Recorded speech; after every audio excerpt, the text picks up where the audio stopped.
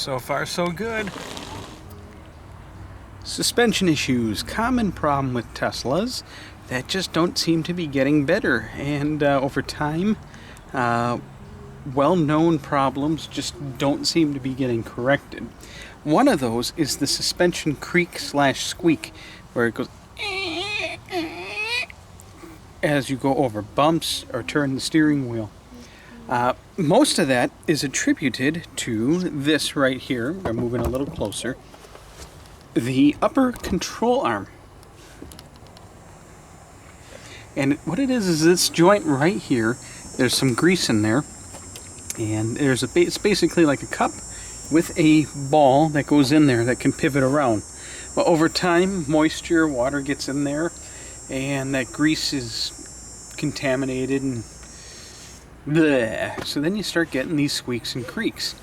Now, it's much worse in climates where there's lots of rain, lots of moisture, or like Wisconsin here, or Illinois, the salt belt, where it is endless salt for half the year being thrown on our roads so wastefully.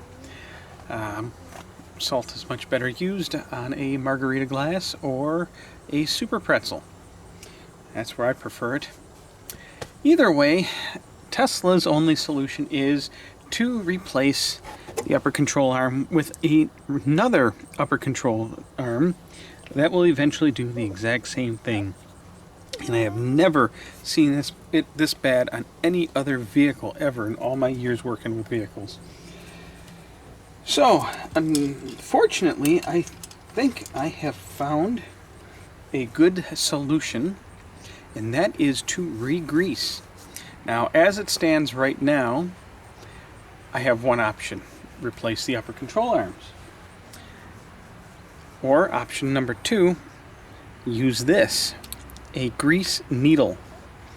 And this connects up to a grease gun and allows you to inject grease into areas that normally are not greasable. Now, everything you need, I will have links to in the description box. Now, ideally, you're not supposed to use a powered grease gun, but that is all I have because I've never really needed anything else. I'm always greasing. When I use grease, I'm usually greasing heavy machinery such as skid loaders, forklifts, and stuff like that. I'm going to break the rules. I am going to use the powered grease gun today. But you're going to want to do a manual grease gun if you can, at a much lower pressure. So to grease, there's a few options. One is you can try and get the grease gun between the seal, which is pretty much next to impossible because there are these retaining pins, whatever you want to call them. Option number 2, if that'll even focus, that is basically like a nice old hypodermic needle there. Nice and sharp too. This can actually pierce a tiny hole into that rubber boot and allow you to inject some grease into it. Now, I do recommend a Sharpie or some other permanent marker so you can put a little circle around where you made that injection site. A couple reasons. One, if you add more grease again in the future, instead of poking more new holes, all you have to do is find the same hole. The hole's going to be tiny, hard to see, but it'll be there. This should give you a lot more life to your control arms. Now, I'm planning, I'd say that this will get at least 5,000 or 6,000, maybe 10,000 miles in between each application.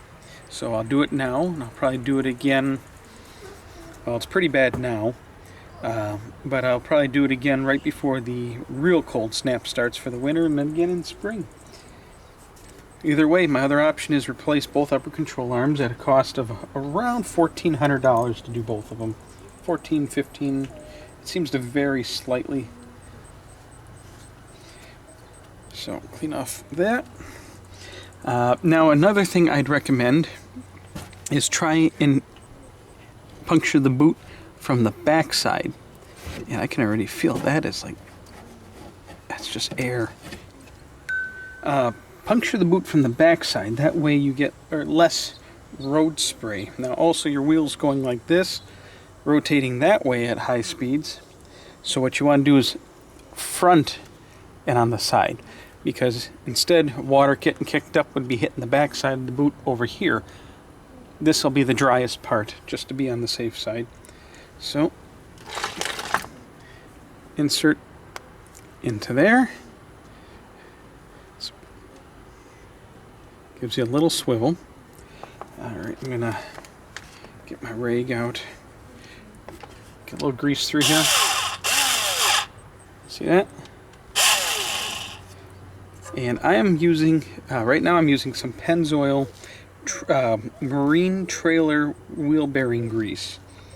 I prefer that because it seems to handle moisture situations a lot better and has a little bit better anti-corrosion properties. So I can go right here. It is sunny out.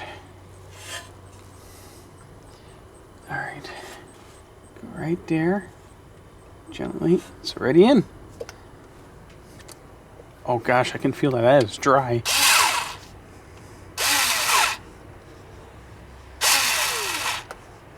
Try and move it around a little bit.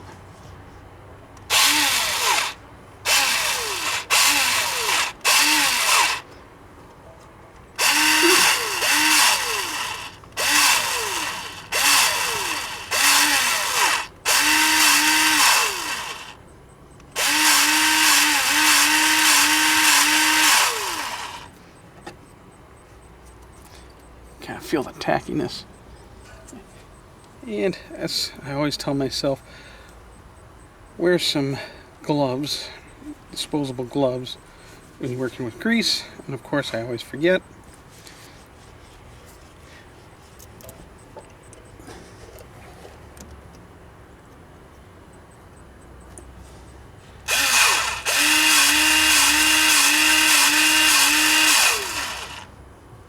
And that is enough. You'll see the boot expands ever so slightly.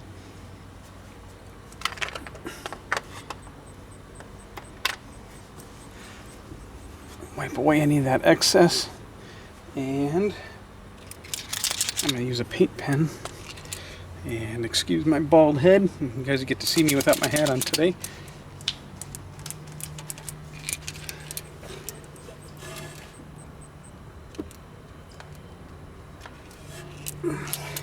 Mark the approximate spot.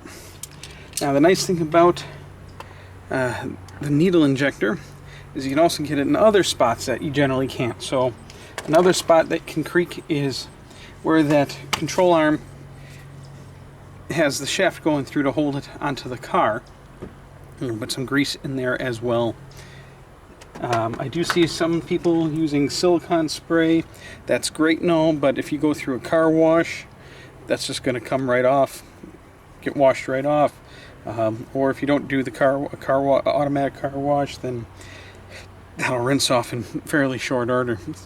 Now, if you have a vehicle with air suspension, you won't have to take the wheel off. Either way, I have coil. After jacking it up, I probably still didn't need to take the wheel off, but just to have a better view for you all, I did. Now, it won't silence the noise immediately. It has to get worked up into the top here, which is, right now it's all in this boot. Oh yeah. So it has to get worked up into the top here. Now, for that, it will take a little bit of driving. So as you start driving and turning the wheel a lot more, that'll get worked into there, and eventually that creak and noise should go away. Now, if you did pull your wheel off, it's also a good idea to take a look around at the other suspension components and rubber components. Look for any cracks in the bushings. If you see any cracks, especially nice sized ones, those should be replaced. And of course, since Tesla doesn't do bushings either, like every other manufacturer, you're stuck paying a fortune for new parts instead of just a $5 or $10 or $15 bushing. Tesla, get your shit together. Excuse the language, but come on. We're already 10 years in on the Model S. Come on. This is stuff that should never have been an issue to begin with. Links to everything you need. So the needle injector, grease injector, a low-cost grease gun, and grease, and even the paint pen that I used to circle the spot. Everything will be in the description box below, direct links for purchase. Please consider using the links to help support my channel. And total materials cost definitely less than $30. If you look around a little bit more, well, the needle's about $5 right now. You can get a cheap grease gun. Doesn't have to be a big one. It can even be just a tiny one. Tube of grease is $3-4. Small grease gun $5-10. Either way, I'll have everything linked below. Thank you for watching. Please like and subscribe. If you have any questions, please post in the comments box below, and or comments. Post in the comments box below. You get the idea. That's good enough. Bye bye. Wheels are back on. Lug nuts are tightened. I went back and forth with the front end in the air about a dozen times. Not necessary, but thought I'd work the grease in a little quicker. So let's go for a little ride.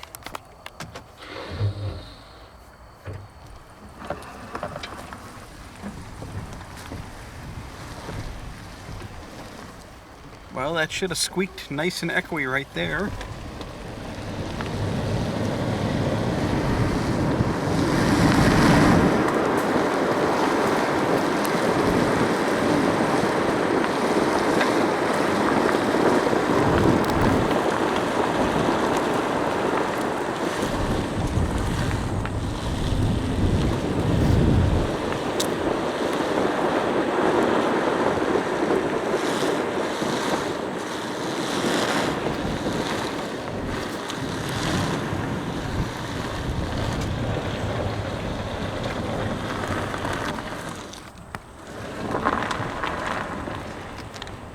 So far, so good.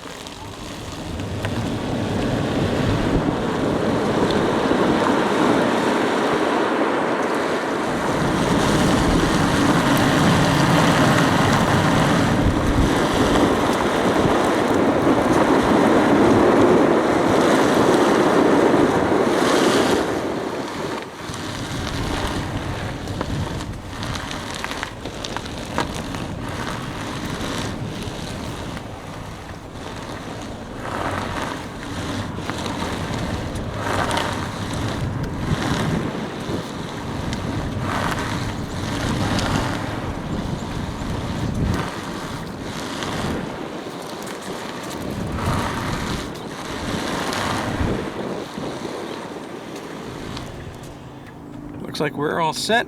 Problem solved.